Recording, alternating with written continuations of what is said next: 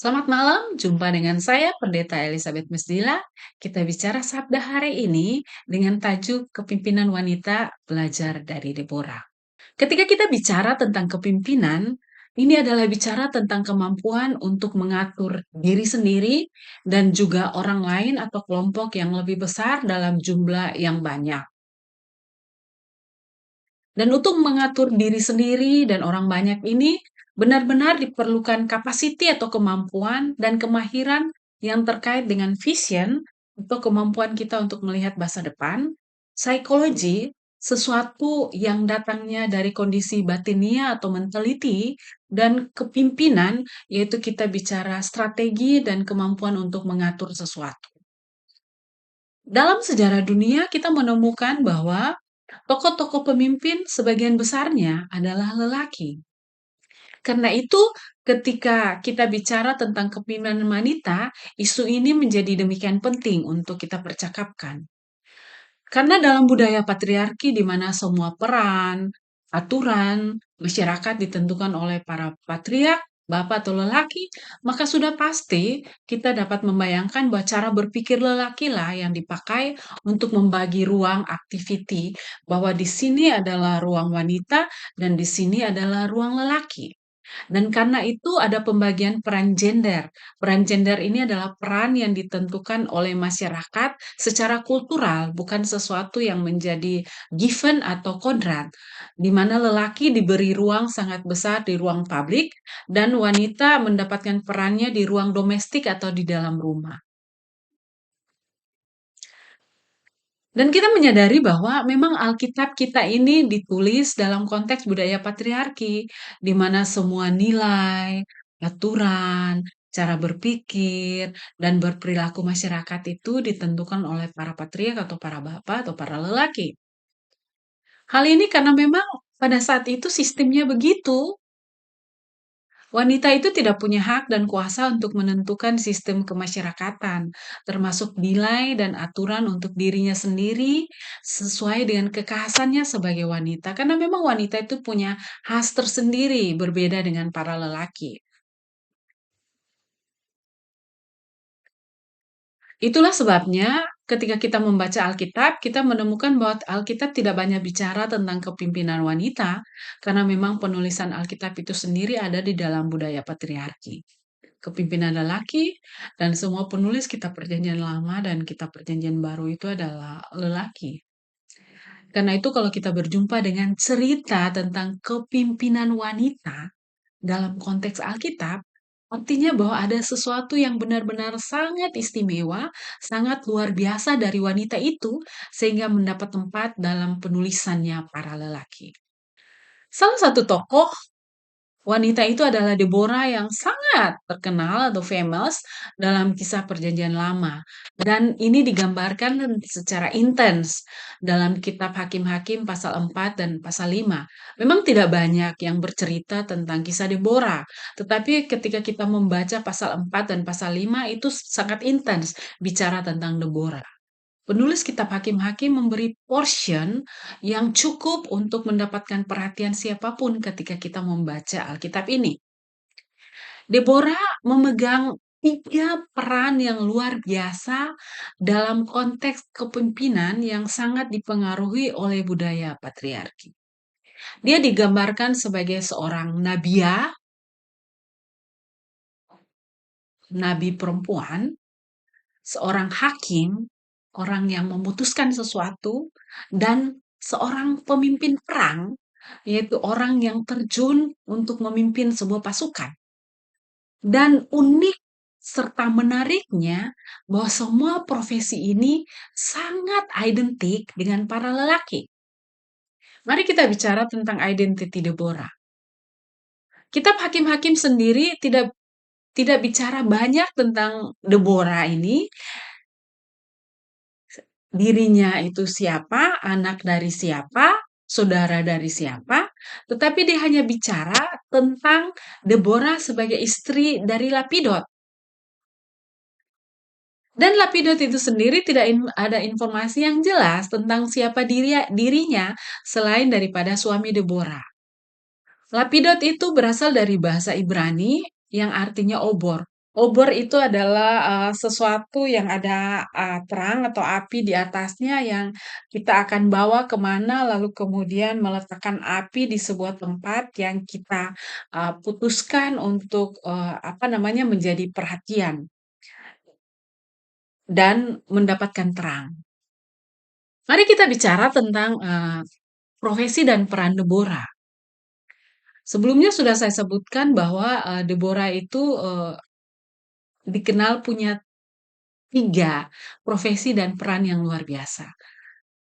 Dan yang pertama, Deborah adalah seorang nabiah. Ketika membaca Hakim-Hakim pasal 4 ayat 4, Deborah ini adalah nabi perempuan. Dan uniknya dia adalah nabi pertama setelah Musa. Dari bahasa Ibrani, Deborah berasal dari kata debar yang berarti berkata atau kata. Sesuai dengan arti namanya, ternyata profesi Deborah sebagai nabiya itu sangat cocok karena dia berfungsi untuk menyampaikan kata-kata atau kebenaran dari Tuhan Allah. Ketika debar yang berarti berkata itu diletakkan pada diri Deborah, sangat cocok ternyata nama itu karena dia berperan sebagai seorang nabiya yang menyampaikan atau berkata-kata mewakili Tuhan.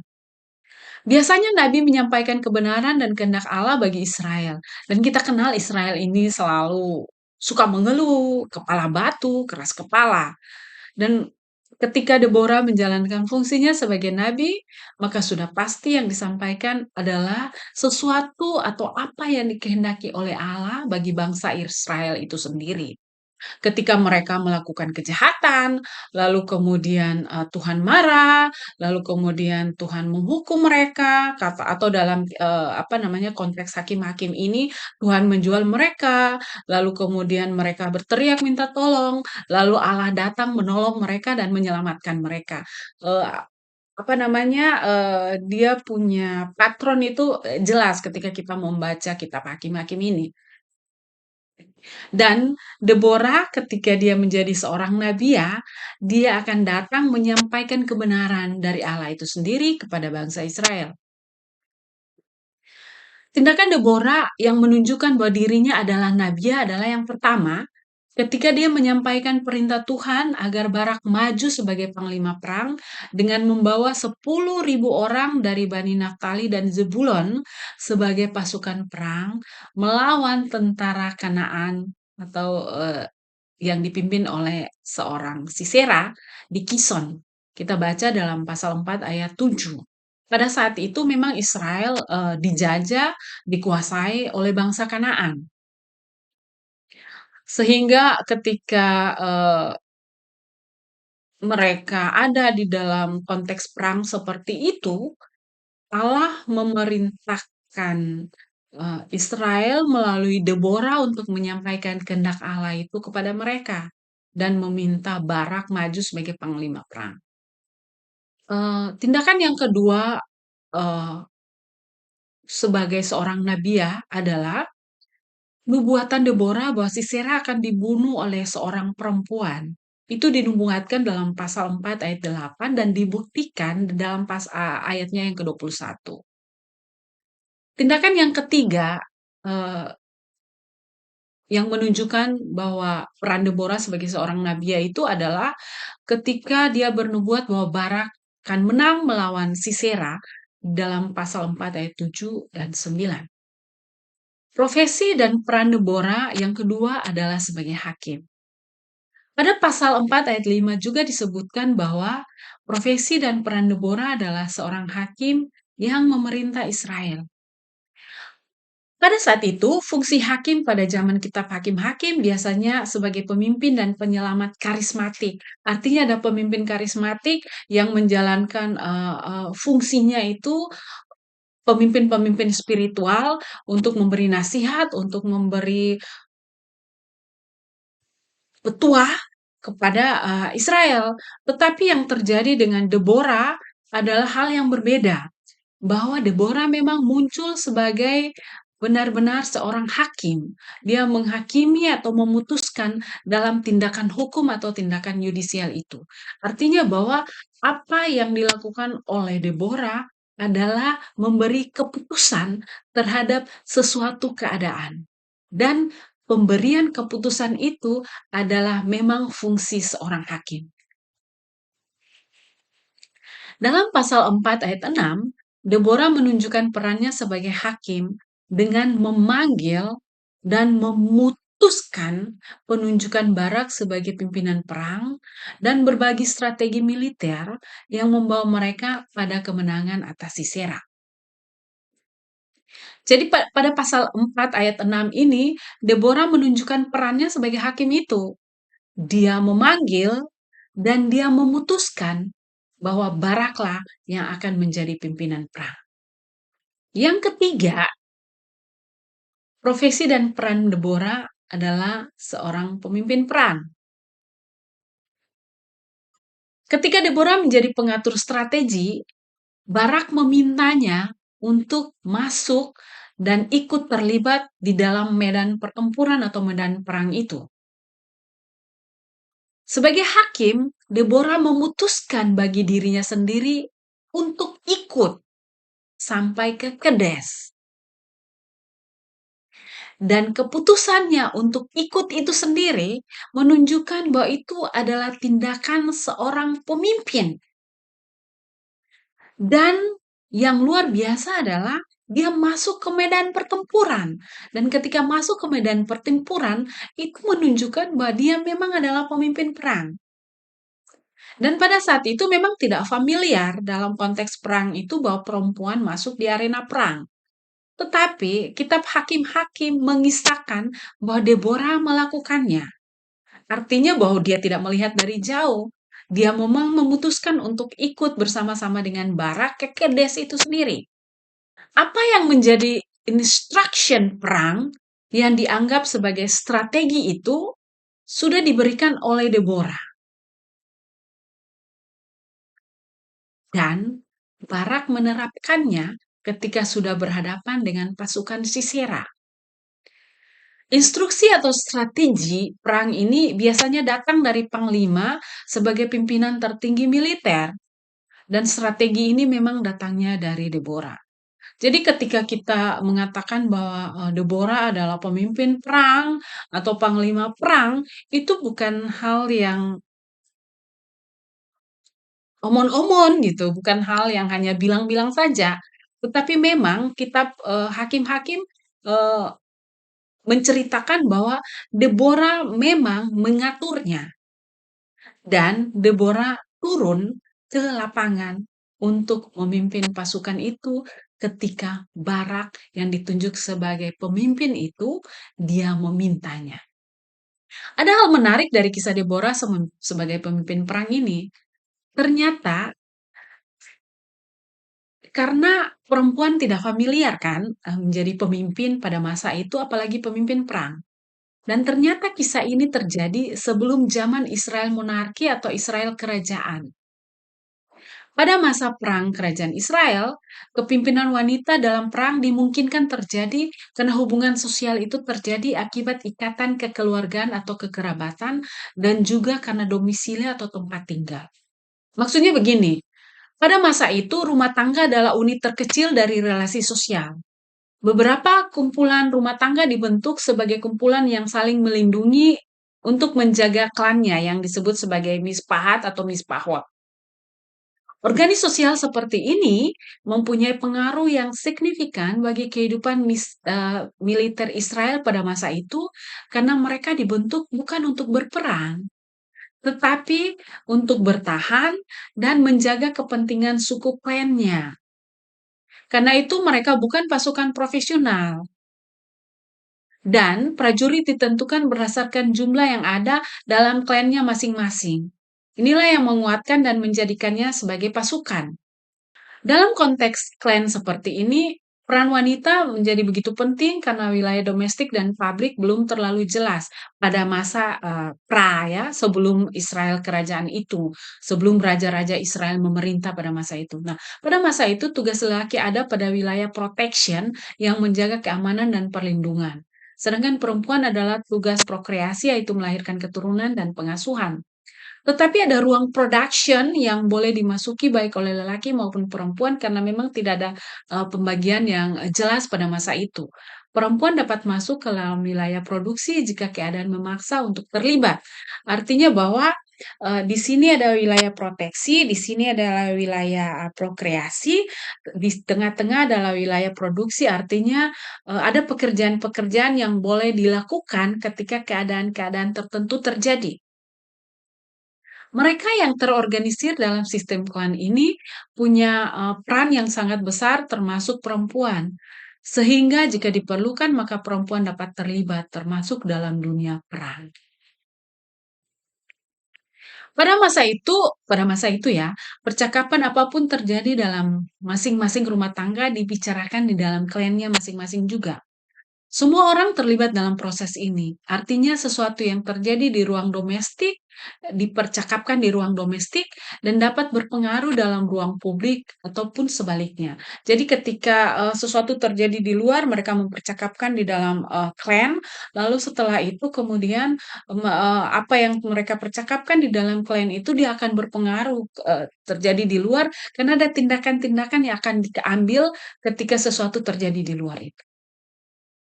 Dan pada saat yang diperlukan, klan ini akan menjadi bagian dari pasukan tempur, dan perempuan pun boleh menentukan siapa yang ikut dalam pertempuran. Hal ini karena tidak ada askar profesional, maka mereka boleh mengambil pasukan dari suku-suku tertentu.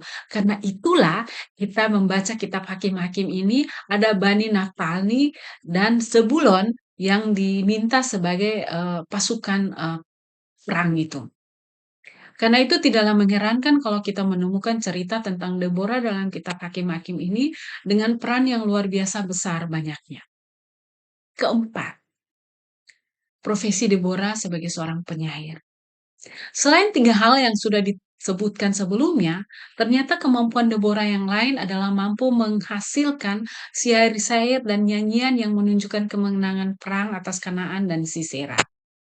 Kemampuan menghasilkan nyanyian kemenangan adalah salah satu tingkatan kecerdasan seorang Deborah, sang perempuan, yang adalah nabiya, hakim, dan pemimpin perang itu. Ternyata di balik sikapnya yang teras dan keras itu, Deborah punya sisi lembut jadi seorang penyair. Selain mempunyai arti berkata atau kata, Deborah sendiri mempunyai arti lebah. Dan dari berbagai profesi yang dikerjakan oleh Deborah nampak bahwa dia juga seperti lebah yang terbang kemana-mana untuk menghasilkan madu bagi kehidupan dan melimpah, dan juga punya daya sengat menggigit dengan berbagai profesi yang dilakukannya. Apa makna kisah Deborah bagi wanita dan kepimpinan dunia? Kisah Deborah memberi catatan bagus bagi usaha untuk membina dan memperkasakan kepimpinan wanita dalam berbagai ruang kehidupan wanita itu sendiri, tapi juga bagi masyarakat.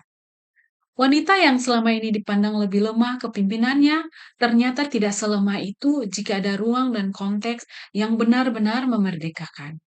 Namun juga, jika ada keadaan yang memaksa, maka kepemimpinan wanita itu akan teruji dengan sendirinya. Wanita juga harus menyadari dan membangun kapasiti terbaik dirinya dan tidak bergantung pada siapapun sehingga boleh melakukan berbagai pekerjaan yang berwarna bagi kemanusiaan itu sendiri. Menurut ilmu neurosaintis yang bicara tentang pengembangan sistem saraf yang mengelola pikiran, memori, emosi, gerakan, dan fungsi tubuh, konstruksi otak wanita berbeda dengan lelaki. Yang pertama, gen kecerdasan anak itu turunnya dari kromosom XX-nya wanita, bukan XY-nya lelaki. Karena itu jangan pernah merendahkan kemampuan wanita untuk memimpin dan mengatur organisasi atau dunia. Yang kedua, otak lelaki itu dikonstruksi hanya untuk satu tugas dalam satu waktu. Sedangkan otak perempuan adalah multitasking sehingga boleh melakukan beberapa hal dalam satu masa. Itulah sebabnya kita boleh mendapatkan gambaran bagaimana Deborah menjalankan fungsinya secara maksimal dalam kitab Hakim-Hakim ini. Selanjutnya, bahwa rumah tangga adalah sekolah pertama dalam mendidik anak-anak menjadi berani dan mempunyai kemampuan untuk beradu kecerdasan ketika keluarga memberi ruang yang luas bagi keterbukaan dan kemampuan membuat pilihan. Seperti yang terjadi dalam Sisin Klan di mana Deborah dididik. Didiklah anak perempuan dan lelaki kita secara baik sehingga mereka punya kepercayaan diri yang tinggi dan kepekaan untuk menolong yang sangat besar. Hal yang selanjutnya bahwa suami adalah supporting system yang positif. Jika ada keterbukaan untuk memahami setiap mimpi, tugas, tanggung jawab, dan kemampuan istri seperti Lapidot yang mendukung Deborah. Lapidot tidak marah ketika Deborah berfungsi sebagai nabiah, sebagai hakim, dan sebagai pimpinan perang. Kemerdekaan seorang istri didapatkan dari keterbukaan seorang suami mendukungnya untuk menjadi versi terbaik dari dirinya.